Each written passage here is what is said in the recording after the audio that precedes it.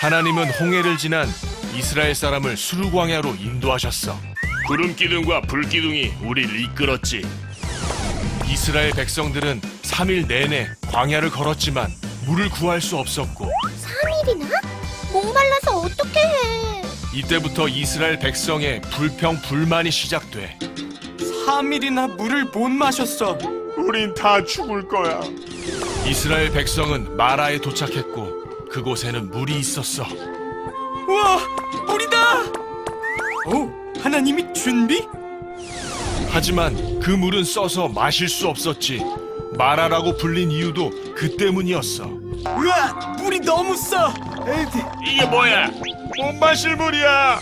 물을 마시지 못한 백성들은 모세를 크게 원망했어. 모세, 어쩔 거요? 우리가 다 목말라 죽게 생겼어. 이 물을 어떻게 먹어?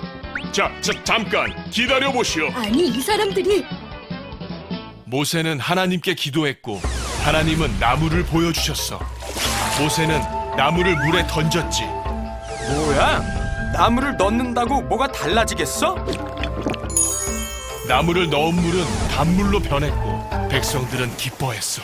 전혀 하나님을 믿지 못하는구나. 맞췄다. 우와, 이 물 진짜 맛있어. 하나님은 척박한 광야에서 이스라엘 백성에게 먹을 것을 주셨어. 지겨운 만나, 고기 먹고 싶어. 지겨운 메추라기, 또 목마르네. 물 줘. 또 마실 물을 주셨지. 이곳에서 백성들은 하나님을 시험했고 모세는 그곳 이름을 마사라고 했어. 바위에서 물이 나온다. 도대체 언제까지 하나님을 의심할 겁니까? 그리곤 광야에서 아멜렉의 공격이 있었는데 모세가 팔을 들면 이기고 팔을 내리면 져서 아론과 훌이 모세를 도와 팔을 들어 올려줬어. 아말렉을 무찌르자. 덤벼라, 우리에겐 하나님이 있다. 이스라엘 백성들은 애굽을 떠난 지 2달 만에 시내산에 도착했고 모세는 율법을 받기 위해 40일간 산에 올라가 하나님을 만났지. 모세가 죽은 것 같아. 어쩌지? 우리를 인도할 신을 만들자. 하지만 백성들은 참지 못하고 우상을 만드는 죄를 범하고 말아. 너희의 신이다. 역시 신은 눈에 보여야 해. 화가 난 모세는 십계가 담긴 돌판을 산 아래로 던져 깨뜨렸어. 우상을 섬기다니. 잘못했어요. 한 번만 용서해 주세요. 이날 우상을 숭배한 이스라엘인 3,000명이 죽었대. 이후 모세는 다시 시내산에 올라가 십계명을 받게 돼. 또 하나님을 섬기는 법을 알려주기 위해 성막을 만들게 했지. 성경에는 성막 만드는 법이 자세히 나와 있어. 나는 대제사장. 이 성막에서 하나님은 이스라엘을 만나 주셨단다. 하나님은 광야에서 하나님 나라 백성을 만들기 위한 훈련을 시작하셔. 하나님 나라 백성들이여, 가나안을 향해 출발! 응? 또 출발이야? 하나님 나라 백성은 승리할 거야. 오늘 하나님께서 우리에게 주신 말씀은 출애굽기 13장 20절에서 22절까지의 말씀과 출애굽기 16장 11절에서 12절까지의 말씀입니다. 함께 한 목소리로 말씀을 읽어보겠습니다. 시작! 그들이 숫곳을 떠나서 광야 끝 에담의 장막을 치니 여호와께서 그들 앞에서 가시며 낮에는 구름 기둥으로 그들의 길을 인도하시고 밤에는 불 기둥을 그들에게 비추사 낮이나 밤이나 진행하게 하시니 낮에는 구름 기둥, 밤에는 불 기둥이 백성 앞에서 떠나지 아니하니라. 여호와께서 모세에게 말씀하여 이르시되 내가 이스라엘 자손의 원망함을 들었노라. 그들에게 말하여 이르기를 너희가 해질 때에는 고기를 먹고 아침에는 떡으로 배부르리니 내가 여호와 너희의 하나님인 줄 알리라 하라 하시니라. 아멘. 다 함께 인사할까요? 샬롬! 사랑하는 소년부 친구들 반갑습니다. 오늘도 예배하기 위해 유튜브로 나온 여러분 환영하고 축복합니다. 우리가 매주 나누는 샬롬이라는 인사말처럼 예배하는 여러분 가운데 평안이 가득하길 소망합니다. 8월 셋째 주 소년부 예배. 지난주에 이어서 오늘도 모세의 이야기입니다. 지난주 모세와 이스라엘 백성들은 430년간의 애굽에서의 노예 생활을 청산하고 애굽을 탈출하게 되었습니다. 하나님은 이스라엘의 출애굽을 위해 애굽에 10가지 재앙을 내리시고 홍해를 가르시는 이적을 보여주셨습니다. 이제 홍해를 건넜으니 백성들에게 남은 것은 하나님께서 약속하신 젖과 꿀이 흐르는 풍족한 땅, 가나안 땅에 무사히 도착하는 것뿐입니다. 그러나 출애굽만큼이나 가나안에 도착하는 것 또한 만만치 않았는데요. 가나안 땅에 가기 위해선 광야라고 하는 광활한 사막을 통과해야만 했기 때문입니다. 이스라엘 백성은 과연 험난한 광야를 뚫고 가나안 땅까지 무사히 도착할 수 있을까요? 그래서 오늘 말씀의 제목은 광야에선 무엇을 먹고 살았을까? 입니다. 그렇다면 이스라엘 백성이 통과해야 했던 광야는 어떤 곳이었는지 좀 더 알아보겠습니다. 광야는 낮에는 뜨겁고 밤에는 추운 곳이었습니다. 게다가 어두운 밤에는 무서운 짐승들이 사냥감을 찾아 돌아다녔고 모래바람이 불 때마다 광야의 지형이 바뀌기 때문에 바람만 불면 자꾸 길이 바뀌었죠. 나중에는 내가 어디쯤에 있는 건지 목적지까지 잘 가고 있는 건지도 모르게 됩니다. 그래서 광야는 길을 찾기가 매우 어려운 곳이었습니다.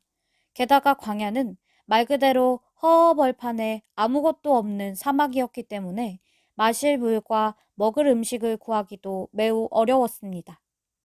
그에 비하면 오늘날의 우리는 휴대폰 하나만 있으면 어디든지 갈 수 있죠. 휴대폰으로 검색만 하면 버스나 지하철 노선도와 시간, 위치 등을 모두 알 수 있어요. 그렇기 때문에 어디로 가든지 휴대폰만 잘 터진다면 길을 잃어버릴 일이 우리에겐 잘 없습니다. 그러나 이때 이스라엘 백성들은 휴대폰은 물론이고 나침반이나 흔한 지도 한 장 갖고 있지 않았습니다. 게다가 이스라엘 백성들은 애굽에서 나고 자란 사람들이었어요. 한마디로 살면서 단 한 번도 애굽을 벗어나 본 적이 없다는 겁니다. 그러니 애굽밖에 지리에 대해 잘 아는 사람들이 아무도 없었죠. 심지어 이 백성들은 글을 잘 몰라서 지도조차 읽을 수 없는 사람들이었습니다. 이렇게 어려운 상황 속에 광야를 건너는데 설상가상 애굽을 나올 때 챙겨나왔던 식량과 물도 모두 떨어지고 말았어요. 그러자 백성들은 모세에게 불평하고 하나님을 원망하기 시작했어요. 답답한 백성들의 마음은 충분히 이해가 가지만 너무 화가 난 나머지 백성들이 해서는 안 될 말들까지 하기 시작합니다. 백성들이 어떤 말을 했냐면 그래도 애굽에는 시원한 물과 먹을 것들이 많았어.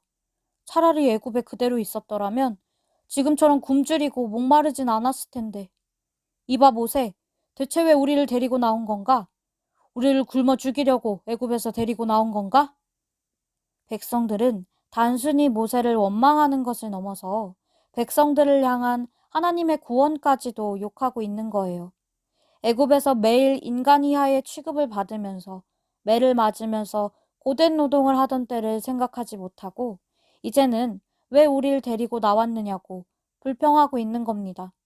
이런 백성들의 원망에 하나님께서는 어떻게 반응하셨을까요? 얼마나 어렵게 나온 애굽인데 백성들이 저런 말을 한다면 하나님도 섭섭하셨을 것 같아요. 그럼에도 불구하고 하나님은 40년 동안의 광야 생활 동안 한결같은 사랑과 꾸준함으로 이스라엘 백성들을 인도하셨어요. 첫 번째로 하나님께선 낮에는 구름 기둥으로 밤에는 불 기둥으로 백성들의 길을 인도하셨어요.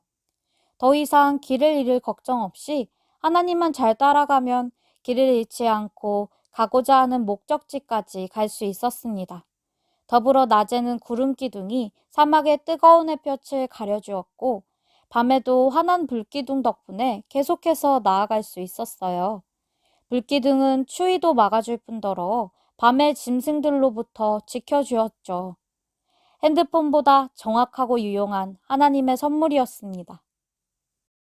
두 번째로 하나님께선 만나와 메추라기로 이스라엘 백성들을 먹이셨어요. 아침에 일어나면 항상 새벽 이슬처럼 새하얀 진주 모양의 만나가 광야 이곳저곳에 널려 있었어요. 그 맛은 꿀처럼 달았어요. 그러나 곧 백성들은 맵기 만나만 먹기 지겹다며 고기가 먹고 싶다고 불평했어요. 그러자 이번에는 하나님께서 메추라기 떼를 보내주셨어요. 그렇게 백성들은 아침에는 만나를 먹고 저녁에는 메추라기 고기를 먹으며 먹을 것 걱정 없이 생활했어요. 대신 하나님께서 주시는 만나와 메추라기는 그날 내가 먹을 만큼만 가져가야 했어요. 욕심내서 많이 챙겨도 봤자 다음 날이 되면 모두 썩어버리고 말았죠. 백성들이 너무 욕심부리거나 다툼이 일어나지 않도록 하신 것이었어요. 어차피 하나님께선 이 만나와 메추라기를 한 번 주시고 마시는 것이 아니라 광야 생활이 끝나고 가나안 땅에 들어갈 때까지 주실 계획을 갖고 계셨죠. 사랑하는 소년부 친구들, 오늘 말씀은 하나님께서 하나님의 백성들을 어떻게 먹고 마시게 하시는지를 보여주고 있습니다. 오늘 말씀을 통해 우리는 어떤 사실을 알 수 있을까요? 하나님께선 이스라엘 백성들의 원망과 불평에도 불구하고 한결같은 사랑으로 백성들을 먹고 마시게 하셨습니다. 그리고 광야 생활 내내 구름 기둥과 불 기둥으로 함께 하셨습니다. 오늘날엔 만나와 메추라기는 없지만 우리에겐 항상 우리와 함께 동행하시는 하나님의 말씀이 있습니다. 때때로 우리가 말씀이 재미없고 성경 위의 글자들이 이해할 수 없는 글자들로 느껴지더라도 하나님께선 어제도 오늘도 그리고 내일도 한결과 같은 사랑으로 우리에게 말씀하시고 우리와 동행하실 겁니다. 항상 우리와 함께 하시는 하나님을 의지하고 하나님의 말씀을 기억하며 나아가는 소년부 친구들이 되길 사랑하고 축복합니다. 아멘. 이 시간 받은 말씀을 기억하면서 함께 기도하겠습니다. 사랑의 하나님 감사합니다. 오늘도 함께 예배하기 위해 모였습니다. 더운 날씨 속에 방학을 보내고 있는 소년부 친구들과 공부하고 일하시는 소년부 선생님들을 축복해 주시길 원합니다. 쉽지 않은 상황 속에서도 우리의 몫을 다하며 하루하루 최선을 다하여 살고 있습니다. 우리의 모든 삶의 자리 속에 동행하시는 주님, 모든 순간 속에 함께 하시는 줄 믿습니다. 우리도 하나님의 말씀을 기억하며 또 한 주를 살겠습니다. 코로나로 고생하시는 의료진 분들과 어른들을 붙잡아 주시길 원합니다. 체력도 주시고 지혜도 허락해 주세요. 하나님의 지혜와 인도하심으로 이겨낼 수 있길 계속해서 기도하겠습니다. 오늘도 살아계신 예수님의 이름으로 기도드렸습니다. 아멘. 예수님께서 가르쳐 주신 기도인 주기도문으로 8월 15일 소년부 예배를 마치겠습니다.